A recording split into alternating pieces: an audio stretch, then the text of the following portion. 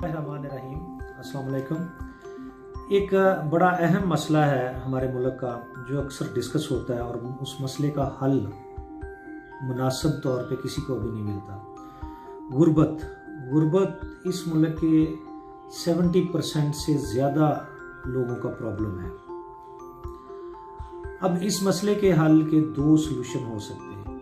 एक तो government level पे, स्टेट के लेवल पे ऐसी पॉलिसीज़ बने, ऐसी हिकमत अमली अडॉप्ट की जाए कि जो गुर्बत का लेवल है उसको कम किया जाए। पॉपुलेशन जो गुर्बत के लेवल पे है, गुर्बत से बाहर निकाला जाए उसको। दूसरा हल है, और स्टेट का और गवर्नमेंट का तो आप समझते हैं, अल्लाह ही हाफिज है।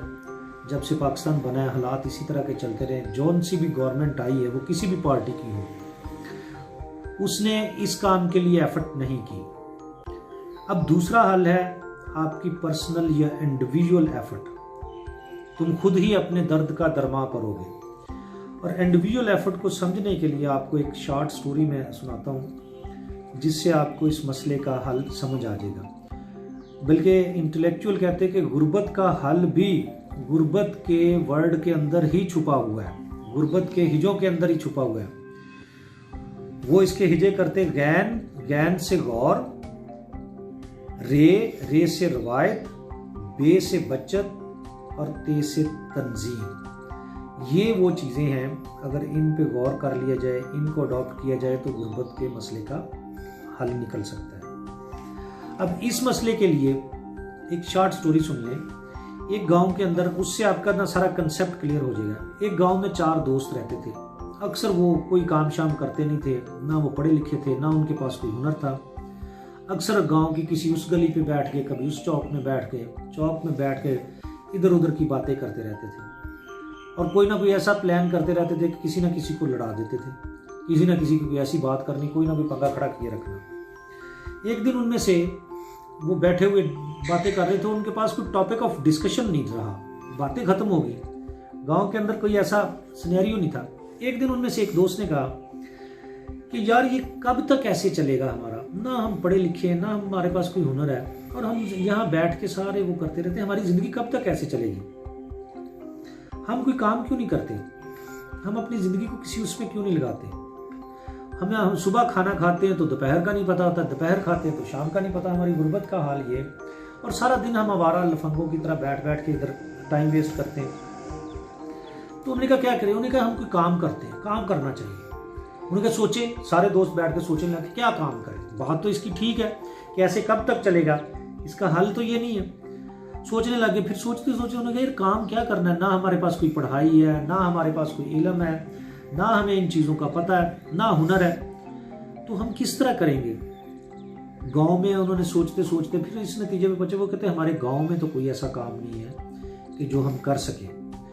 हमें ये बात तो तय है, हमारे सारे गौर खौज का नतीजा ये निकला कि हमें काम ज़रूर करना चाहिए, और साथ हमें ये भी पता चल गया कि हमारे गांव में कोई काम है।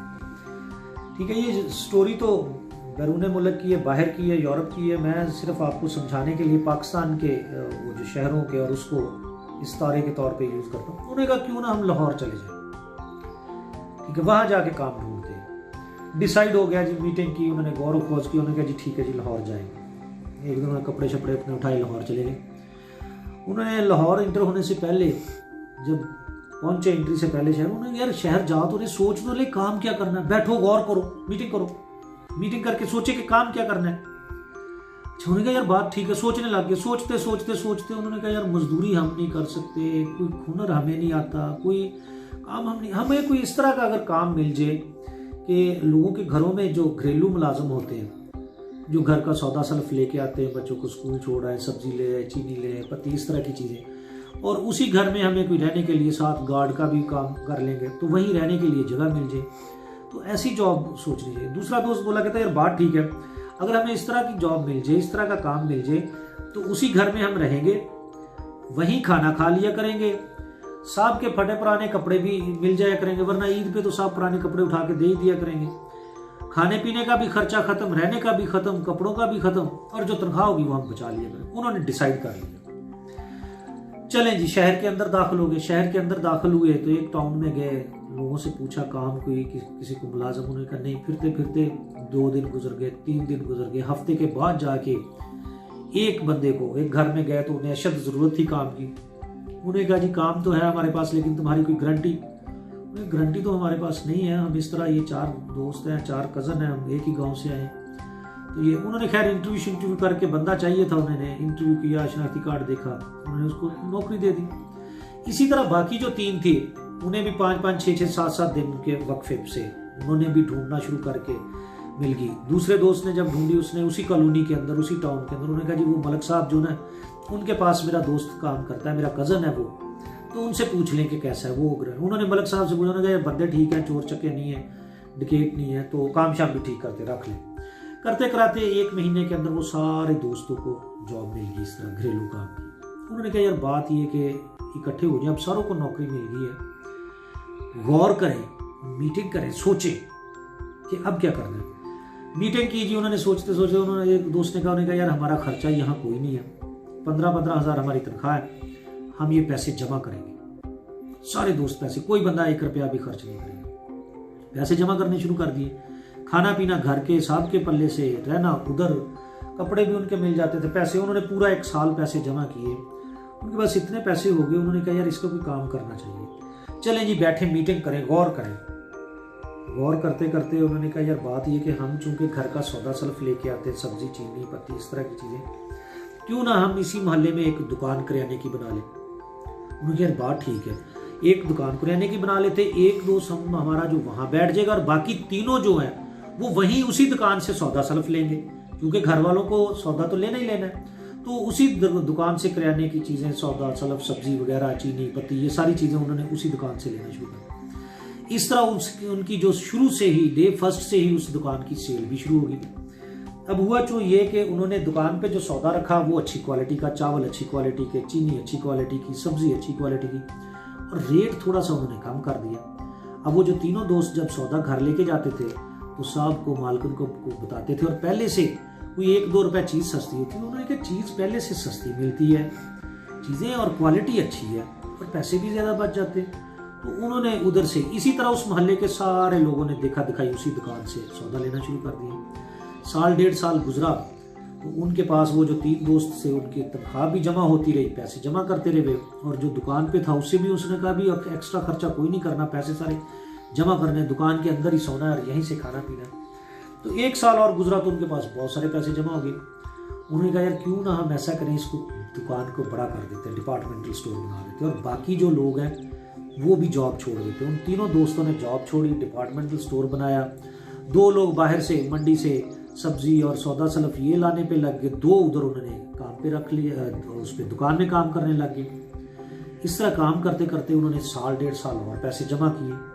उन्होंने कहा यार हमारे पास तो बहुत सारे पैसे बन गए, हो गए, जमा हो गए, बचत हो गई, तो क्या करें। उन्होंने कहा ऐसे करते एक डिपार्टमेंटल और स्टोर खोल देते, ये दूसरे टाउन में खोल देते।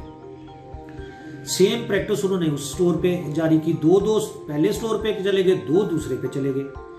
एक जो है वो काम बाहर के करने लग गया, एक उस पे गले पे बैठ गया जहां वो पैसे रिसीव करता है काउंटर पे। इस तरह उनका वो स्टोर भी चल गया। 1.5 साल और गुजरा तो पैसे और जमा हो गए। उन्होंने कहा यार मीटिंग करें, गौर करें, अब क्या करें। उन्होंने कहा यार 2 स्टोर और खोल दें, चारों दोस्त एक स्टोर के ऊपर, हर टाउन के अंदर एक स्टोर होगा, और चारों दोस्त जो ना वो एक स्टोर के ऊपर बैठेंगे और साथ वो मुलाजिम रख लेंगे। अब चारों दोस्त उन्होंने एक स्टोर संभाल लिया और अपने साथ 2-2, 3-3 मुलाजिम रख लिए, और ईमानदारी के साथ, मेहनत के साथ, डेडिकेशन के साथ, कमिटमेंट के साथ, अच्छी चीज़ कम पैसों पे थोड़ा प्रॉफिट रख के उन्होंने ये देना शुरू कर दिए। इस तरह उनका, लोगों का उन पर एतमाद बढ़ता गया और उनका स्टोरों जो सेल बढ़ती गई, चलती गई। 1.5-2 साल और गुजरे, पैसे और जमा हो गए। उन्होंने कहा यार फिर मीटिंग करें, गौर करें अब इन पैसों का क्या करना, सोचें। उन्होंने कहा यार बात यह है कि अब लाहौर में हमने स्टोर बना लिया, हम फैसलाबाद स्टोर बनाए। एक स्टोर फैसलाबाद बनाते, एक मुल्तान बनाते, एक जो है सरगोदा बनाते।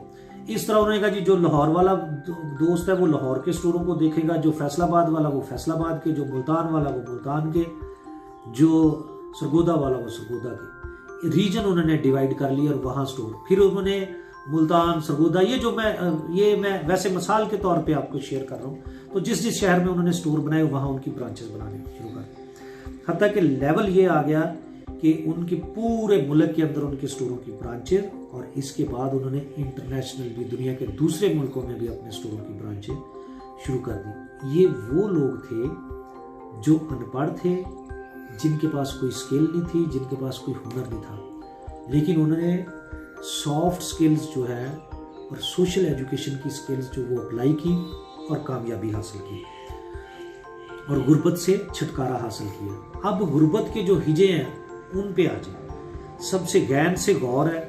जब आप गौर खोज करते हैं, सोचते हैं तो आपके मसलों का हल निकल आता है। पहली सोच ये थी कि हमने इस गुर्बत से और इस जो टाइम वेस्ट है, आवारागर्दी, लापरवाही, इससे छुटकारा हासिल करना है। जब आप ये सोच लेते हैं कि मैंने गुर्बत से छुटकारा हासिल करना है, तो फिर रास्ते बनते हैं। रे से रवायत, जब तक आप अपनी रवायत से नहीं हटते आप तरक्की नहीं कर पाते। उन्होंने कहा कि हम अपने गांव में रहेंगे तो इधर तो हम काम नहीं कर सकते, हमें किसने काम देना है, ना हमारे लायक कोई काम है, ना इतनी डेवलपमेंट। यहाँ से हिजरत करें, तरक्की करें। नबी सल्लल्लाहु अलैहि वसल्लम ने भी फरमाया कि हिजरत के अंदर तरक्की। उन्होंने अपना गांव छोड़ा, शहर में चले गए, अपनी रवायत से हट गए। हमारे यहाँ ये ट्रेंड बन गया कि जो बाप करता है काम वही बेटा करेगा। बाप टीचर है, बेटा भी टीचर है। बाप डॉक्टर है, बेटा भी डॉक्टर है। बाप मोची है, बेटा भी मोची है। बाप बिजनेसमैन, बेटा बिजनेस। तो रवायत से हटना पड़ता है। ये गैन से गौर करना है, रे से रवायत से हटना है। बे से बचत, आपने ये देखा है कि उनका बचत का एलिमेंट बहुत था। वो हमेशा पैसे बचाते रहे और हर दफा मीटिंग करते रहे, हर दफा कंसेंसस के साथ मीटिंग करके गौर खोज के साथ अगला काम करते रहे। और बचत करना भी बहुत जरूरी है। और ते से तंजीम, ऑर्गेनाइजेशन, तंजीम करना इंपॉर्टेंट काम है। ये 4 दोस्त थे, चारों दोस्त इकट्ठे हो गए। अब आप ये देखें कि एक की अगर 15,000 तनख्वाह थी तो चारों दोस्तों की इस महीने की 60,000 रुपये बनती थी, और चारों ने वो पैसे जमा किए। और साल के कितने बन गए, 12 महीनों के कितने बन गए, 7.5 लाख रुपया बन गए। ये तंजीम का समर है, ऑर्गेनाइजेशन का। अगर एक बंदा जॉब करता, 15,000 रुपया महीने का उसे मिलता, 15 ही जमा करता, तो साल का कितना जमा कर लेता, 1 लाख, 1.5 लाख, इससे ज्यादा तो नहीं। 1.5 लाख में तो काम नहीं होना था। तो उन्होंने जो तंजीम की, चारों दोस्तों ने जो मिलकर काम किया कि सबने पैसे इकट्ठे जमा किए। इस तरह महीने का 60,000 और साल का 7,20,000 वो जमा करते रहे, और साल बाद इस काबिल हो गए कि उससे कोई कारोबार कर सके, कोई काम कर सके, किराने की दुकान बना सके। नेक्स्ट फिर उन्होंने जमा की और फिर अपनी तंजीम को, अपनी ऑर्गेनाइजेशन को बढ़ाते गए। उन्होंने कहा सारों स्टोरों पे एक एक जो है दोस्त वो बैठना शुरू कर देगा और साथ अपने मुलाजिम अटैच कर लेगा।